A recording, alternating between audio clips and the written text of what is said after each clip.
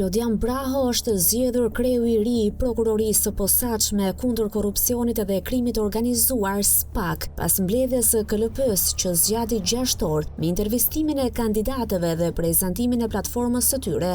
7 anëtarë të Këshillit të Lartë të Prokurorisë votuan për Brahon, 3 për Adnan Xholin dhe 1 për Elvin Gokajn. Klodian Braho do të ketë një mandat 3 vjeçar si drejtuesi SPAK pa të drejtë rizgjedhjeje, duke pasuar në këtë detyrë Altin Tumanin, të cilit i mbaron mandati me 18 dhjetor. Braho do të marrë zyrtarisht detyrën në një ceremoni të dorëzimit të kompetencave me 19 dhjetor 2025. Por kush është Klodian Braho? Prokurori Braho është pjesë e sistemit të drejtësisë që prej vitit 2007. Ai ka qenë ndërkohë një nga figurat kryesore të SPAK-ut. Braho është prokurori i cili ka hetuar inceneratorin e Elbasanit, duke nxjerrë urdhër arreste dhe duke ndarë hetimin për ish zëvendës kryeministrin Arben Ahmetaj. Mes çështjeve të tjera të rëndësishme janë dosja 5D dhe Toyota Auris. Braho është gjithashtu pjesë e grupit të prokurorëve që ngritën akuzën për ish ministrin Fatmir Mediu në lidhje me tragjedinë e Gërdecit.